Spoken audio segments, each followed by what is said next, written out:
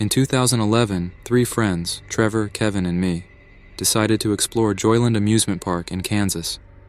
The park had been abandoned for years, but it was still there, standing like a forgotten ghost. Trevor, the adventurous one, convinced us to go at midnight. We thought it would be an easy, fun exploration. We'd film it, take some pictures, and maybe get a few thrills from sneaking around a creepy old park. But from the moment we arrived, something felt wrong. The park was dead silent. The kind of silence that presses in on you, like the world has stopped. The rides were rusted, the ticket booths were crumbling, and the stands were covered in peeling paint.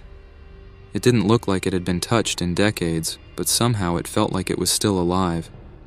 It was eerie, like the park was waiting for something to happen. We wandered around, trying to ignore the feeling that we weren't alone.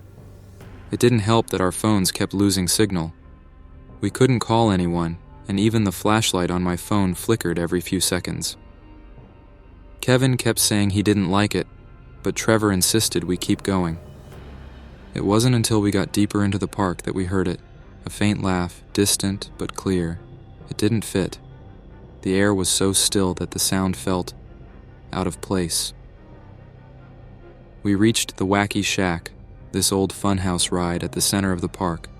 The door was cracked open, and the darkness inside seemed to swallow the light. The place was decaying, but somehow still standing. Trevor pushed the door open, and we stepped inside. The floorboards creaked beneath our feet, and the air felt thick, like it hadn't been disturbed in years. That's when we saw him. In the corner of the room, near an old broken mirror, there was a man. He was standing still, facing the wall. His posture was unnervingly rigid, and his clothes looked old, worn like they hadn't been washed in a long time. At first, we thought maybe he was just some homeless guy or someone else exploring, but something about him didn't make sense. He didn't move. He didn't blink. I whispered to Trevor, Is he real? We tried calling out to him, but he didn't respond. Kevin was the first to speak up, saying we should leave, but Trevor, trying to be brave, stepped forward. And that's when the man did something that made my blood run cold. Without warning, he turned his head, but not like a normal person. It was too fast, too unnatural, like he didn't have any control over it. His eyes locked onto us. His face was blank, emotionless, but it felt like he was staring right into me, like he was waiting for something. We froze for a second, then Trevor said, "We need to get out. Now." His voice was shaky. We all turned and ran. My heart was pounding, my legs were like lead, but we didn't look back, not until we were out of the Wacky Shack and halfway back to the car. That's when I glanced over my shoulder. The man was still there, in the Wacky Shack, standing motionless in the same spot. His head wasn't turned toward us anymore. He was just standing, still, unmoving. We ran faster. We finally made it to the car, and Kevin slammed the door shut, locking it. We sped off, trying to shake off the feeling that someone was watching us. But when I glanced in the rearview mirror, I saw him again. The man. He was standing by a tree, just outside the park, still in the same spot, staring at us. Not moving. Not a single muscle twitched. We drove faster, trying to put as much distance between us and the park as we could. But even as we got farther down the road, I couldn't shake the image of him in my mind. His blank face, his stillness. It felt like he was following us, watching us. Later that night, when we got back to our apartment, we tried to laugh it off. Trevor kept saying it was just some weird guy in the park. Kevin wasn't so sure, but I didn't say anything. I kept thinking about the way the man had moved, or rather the way he hadn't moved. It was like he was frozen in time. A week passed, and I was still thinking about it. I couldn't get the image of him out of my head. Then, out of nowhere, Trevor messaged us. "I drove past Joyland today. You won't believe what I saw." He sent a photo with a single message. It's him, the man. He was standing near the tree, exactly where we had seen him, staring at the camera. The exact same spot, the exact same pose. But the most chilling part? The date on the photo was the same night we had been there. It hit me then. He had been there the whole time, watching us. And the worst part? I couldn't shake the feeling that he still was. A family is driving to South Florida for a vacation. After hours of driving, they're exhausted and decide to stop at an old, run-down amusement park. It looks like a good place to stretch their legs and let the kids have some fun before they get back on the road. The park is strange, old rides, rusted booths, and a thick silence that hangs in the air. It's almost as if time has stopped there. The parents, Greg and Lisa, aren't too worried. The kids, Tommy, 7, and Rachel, 12, are excited and dash off to explore. Greg and Lisa sit down on a bench nearby, taking in the quiet surroundings. A few minutes pass. Greg looks up to check on Tommy, but he's not where he was. At first, he doesn't think much of it. Maybe Tommy wandered off. But after a few more minutes, Greg starts to feel uneasy. The park feels too empty, too quiet. Something's wrong. Greg stands up and begins calling Tommy's name. His voice echoes through the empty park, but there's no response. The place feels bigger than it is, and Greg's panic begins to grow. He walks over to a nearby booth and asks a worker if they've seen a young boy. The worker, a man who looks like he's been there far too long, just nods vaguely and says, "He's around." Greg's heart starts to race. He can't shake the feeling that something is very wrong. He calls Lisa, but his voice trembles too much to explain what's happening. He starts searching every corner of the park, checking behind every ride and every booth. But there's no sign of Tommy. Just when Greg feels like he can't take it anymore, he hears it. Tommy's voice. It's soft, almost drowned out by the wind, but it's definitely Tommy. Greg follows the sound, walking past a few rusting rides and old carnival games. It leads him toward a dense bush near the edge of the park. He stops and listens. Tommy is talking. But it's strange. He doesn't sound scared. He sounds like he's having a conversation. "Tommy?" Greg calls out. "Are you okay?" The moment Greg speaks, Tommy goes silent. There's no answer. Then something pulls at Tommy. Greg feels it too, a strange tug, like something invisible is trying to pull his son into the bush.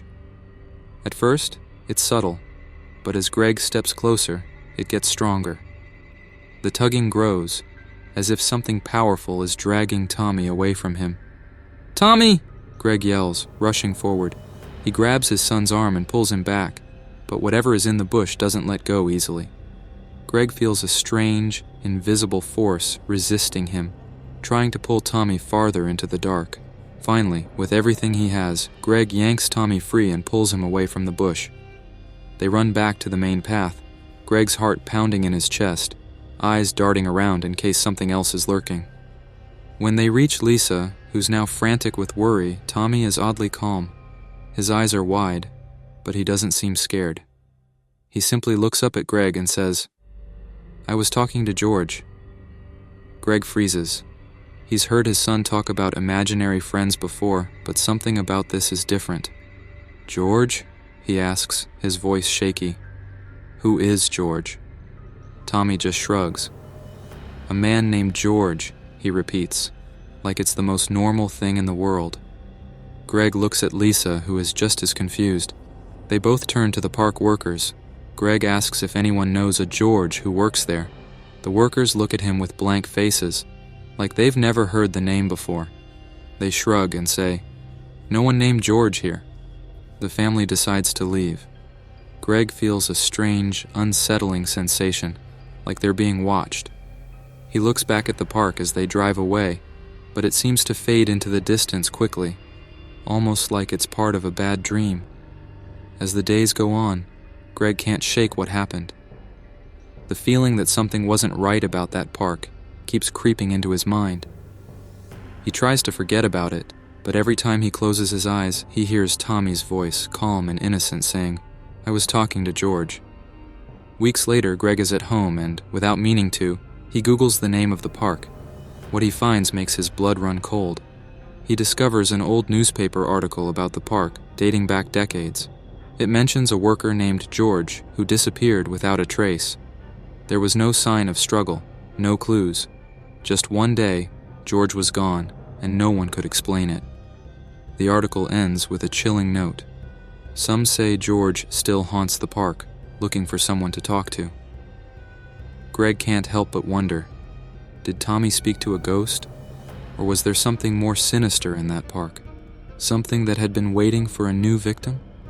Whatever happened that day, it hasn't ended. And now, every time he looks at Tommy, Greg wonders, did you really come back? Or is George still with you?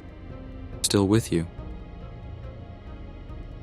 It was 2009 when I decided to sneak into Thrillville, USA, an abandoned theme park that had closed down 2 years ago. I had visited the park as a kid, and the memories had stayed with me. Mostly good, a few bad. But there was something about the idea of returning to it now that the park was empty, forgotten, and decaying that intrigued me. The place looked nothing like I remembered. Overgrown and desolate, the Ferris wheel was barely recognizable, just rusted metal twisted in on itself. The roller coaster tracks were half covered in vines. Broken signs and old ticket booths stood like skeletons, silent and untouched, as if time had stopped. Everything felt wrong.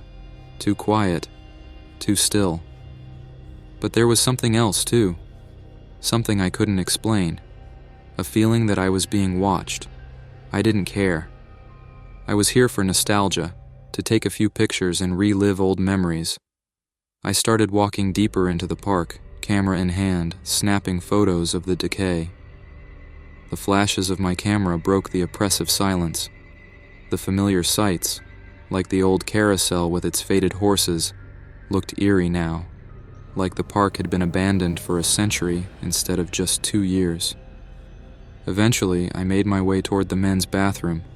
It was tucked away, almost hidden behind a thick cluster of overgrown shrubs. I paused at the door, hesitating. I wasn't sure why, but I couldn't shake the feeling that something was off about this place. I pushed the door open and stepped inside. The bathroom was exactly as you'd expect for a forgotten place like this. The sinks were cracked, and the air smelled of mildew. But it was the stall in the back, the one furthest from the door, that made my skin crawl. There was something inside. At first, I thought I was just seeing things, maybe a trick of the light. But no, as my eyes adjusted to the dim light, I could see it clearly. A tall figure stood in the back stall. I froze. The figure didn't move. It just stood there, perfectly still, its form unnervingly tall, unnatural. My heart started racing. I was alone in the park, right? There was no reason anyone should be here. I snapped a picture, my hand shaking as I raised the camera. The flash was bright against the darkness, but when the light faded, the figure was still there, staring at me. I turned and rushed out, my pulse pounding in my ears. I didn't stop running until I was outside again, my legs feeling weak beneath me. The park, the eerie silence, the figure, it all hit me at once. I needed to get out of there. I wasn't sure what I had seen. Maybe it was just my mind playing tricks on me. But I had a camera full of photos, so I decided to check them, to see if anything looked off. And that's when I saw it. The figure wasn't just in the bathroom stall. It was in every photo I'd taken. In the background of almost every shot, there it was, standing in the shadows, watching me. In one photo, it was near the carousel. In another, it was behind a rusted ticket booth. Each time it was farther away. But in every picture, it was there. And it wasn't just standing still. It seemed to be moving, inching closer in each new frame. My stomach dropped. I didn't know what to think. I deleted all the photos, but it didn't matter. The damage was already done. Every time I closed my eyes, I could see that figure, standing there in the background, like it had been following me the whole time. I never went back to Thrillville. I didn't tell anyone. There was no point. Who would believe me? I didn't even believe it myself. I didn't want to think about it. Didn't want to go back and risk seeing that shadow again. Feel it watching me. I still have nightmares about it. And the worst part? Every now and then, when I look at the old photos I took at the park, I can't help but wonder, what if that figure is still out there, still watching, still waiting for someone else to wander into that forgotten place? Maybe it's still there, lingering in the shadows of the decaying rides, waiting for the next curious soul to step through those old gates. But as for me, I won't ever go back. I can't. And I don't think I ever will.